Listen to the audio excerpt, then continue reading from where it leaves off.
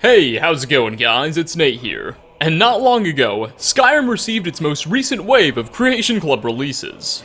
One that was apparently in development for months upon months on end. But during that same time, the Elder Scrolls V's talented community of mod authors have been toiling away hard at work on their own projects, big and small alike. It's been around a month and a half since I last showed off what on the Nexus has been keeping me busy. So, I figure it's high time we jump right back into that fray.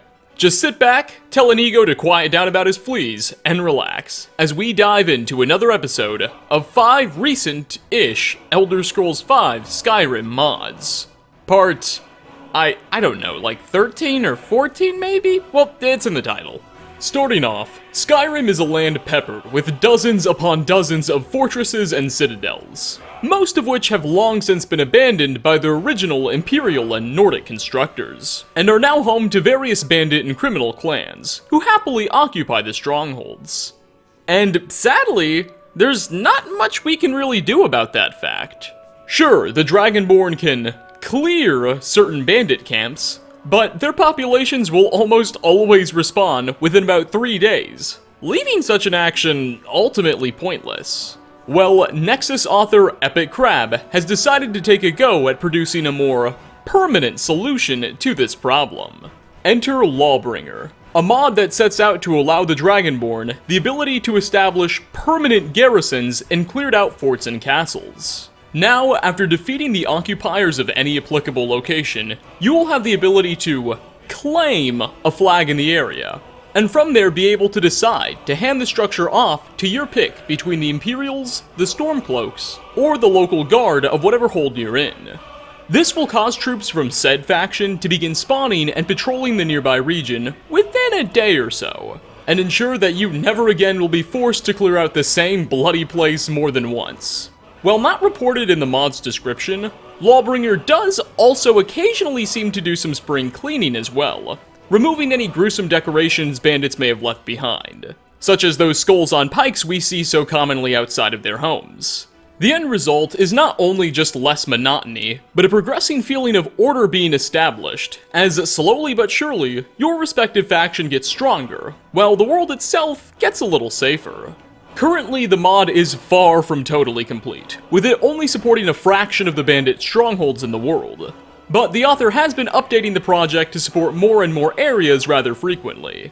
And currently, he's planning a major update that pays special attention to the Forsworn in the Reach, after which he then hopes to move on to cover Mountain Pass regions. Overall, Lawbringer is a nifty little mod that probably won't change the way you approach Skyrim or anything, but it certainly makes the whole experience of dealing with bandits feel a bit more rewarding, knowing that you can now permanently purge them once and for all.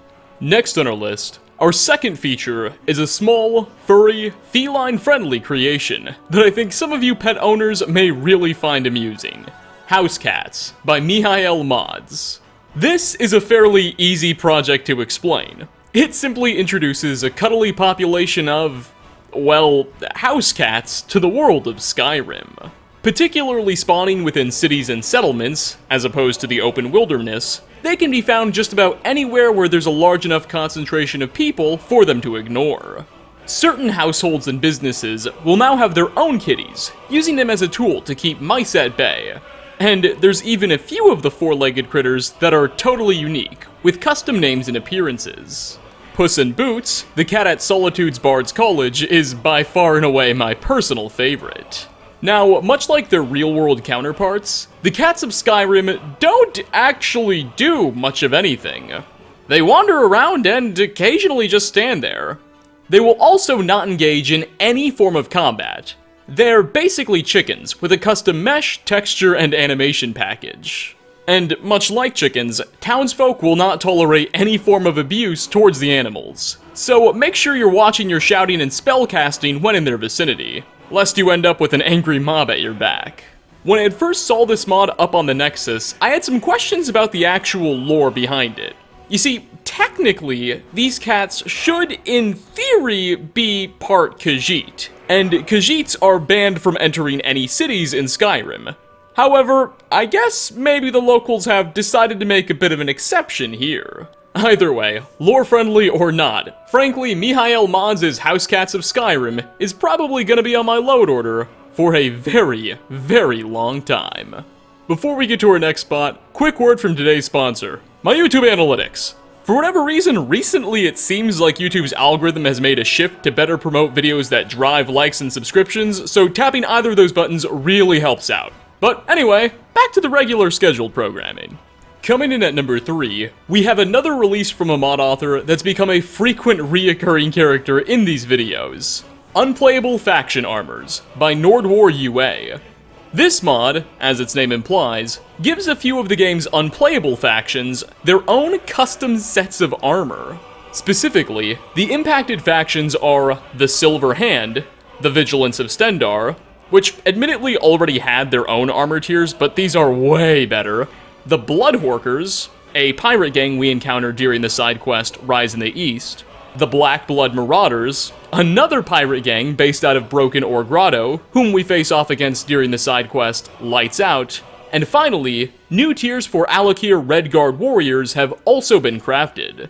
In total, dozens of new chest pieces, helmets, bracers, boots, and shields have all been made from scratch. And each of the affected factions isn't just getting one new set of gear, but multiple sets are created per group, ensuring quite a bit of diversity in the appearances of affected characters you meet. I particularly appreciated the changes made to the Vigilance of Stendarr, who have gone from looking like a dorky cabal of overglorified wizards to an actual intimidating force, with some fearsome apparel worthy of the Daedra hunters they are. Furthermore, the Bloodhorkers and Black Blood Marauders are quite frankly groups I've never even thought about. So seeing a mod that gives them some love is definitely unique and very welcome. In the base version of the project, the armor can easily be looted off of corpses.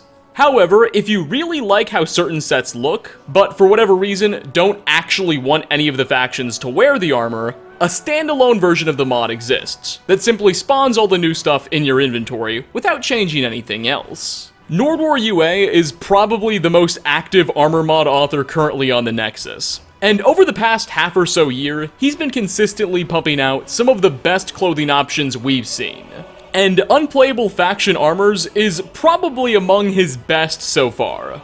So suffice to say, this one definitely deserves an inspection.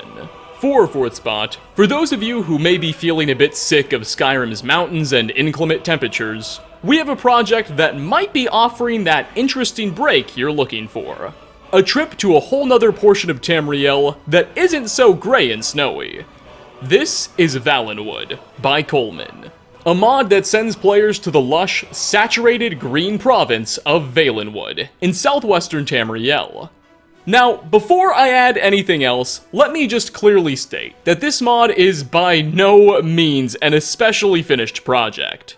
It can best be thought of as a very early work in progress. There are no quest lines. While there are characters, none of them have unique dialogue or voice acting. Many of the buildings and structures are totally inaccessible, with doors leading to nowhere, and it is a textbook example of a mod with a bloated file size, weighing in at an absolutely absurd 8.8 gigabytes. Coleman's Valen Wood is a mod that still has a very long way to go, likely a few years if it ever wants to compete with more fleshed out projects like Beyond Skyrim or Enderall. However, all that said, assuming you can find the bloody space on your hard drive, I would still absolutely recommend you pay this forested region of Tamriel a visit. While a far cry from completed, the region is filled with some of the most creatively designed environments we've seen before. Certain portions of the province managed to successfully capture the whimsical, giant tree-infested descriptions of Valen Wood we've been given in the games. And when everything's loaded in, it can get pretty breathtaking. Additionally, while most doors do lead to nowhere, there are a handful of completed dungeons and interiors that are quite neat.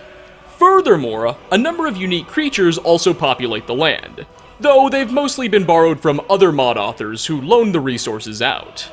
The entire world's map size honestly seems to be a bit bigger than that of Skyrim's itself. However, save for a small handful of settlements, it's considerably less dense with far less to do. In my opinion, Valen Wood is a mod worth downloading just for the sake of exploration and soaking in some of those spectacular views it offers, before probably uninstalling just to get those 8.8 gigs back. Coleman's made it clear that he hopes to eventually rough out the edges, if you will. It's still very much a WIP, and he has mentioned that he hopes to one day build a few quest lines, and maybe even cast a team of voice actors if the opportunity should ever arise. Though, personally, I'd imagine refining this creation into a serious DLC-esque expansion would likely require multiple more years in development, and a much larger dedicated team, rather than just Coleman himself, who has literally been working on all of this alone so far. Nonetheless, what we do have, the unique atmospheres and environments offered by this incomplete endeavor, are still gorgeous at times. And it's impressive to know that nearly this entire world is all the result of just a single dude's hard work. So, if you're ever in the mood to kill a couple of hours exploring, definitely consider giving Coleman's Valen Wood a go. Just make sure you set aside an extra hour to download everything through the Nexus servers. And finally, last on our list, we have a mod that's very much just for fun. Be a Skeleton Ghost Pirate by Skinny Tech Boy. This mod is, fundamentally speaking, an armor mod that honestly I should have featured back in October for a Halloween special, but hey, better late than never. It introduces a number of different apparel pieces that will allow the player to change their appearance to resemble that of a skeleton, or a skeleton pirate. Alongside these new apparel pieces, 2 rings have also been introduced, that when worn will give you a different effect. One will make it appear as though flames are coming out of your body, and the other will give you an ethereal, ghost-like appearance. On top of all of that, a new custom spell has also been added in, that will allow you to summon a handful of skeletons to fight alongside you for a brief period of time. Accessing all of this new content is also no tall order. Simply head on over to Bellathor's General Goods store in Whiterun, and locate the giant new burial urn where everything can be found, and simply taken out. Everything about this setup gives me some real Flying Dutchman vibes from a certain TV show I used to watch as a child. But I've had this mod installed for quite a few months now, and a few of you have been commenting noticing it in some unrelated videos. So I figured it was finally time I showed this off in one of these mod spotlights. So, what could you possibly be waiting for? Shiver those timbers and head on over to the Nexus. And with that, we are going to wrap up. Another episode of Skyrim mods in the books. Thanks for stopping by, everybody. Which of these creations captured your attention, and what mods have recently caught your eye that you think I should cover next? Leave a comment down below. As always, like ratings are very much appreciated. Again, thanks for watching, and hope to catch you all in my next video. Peace out, everyone.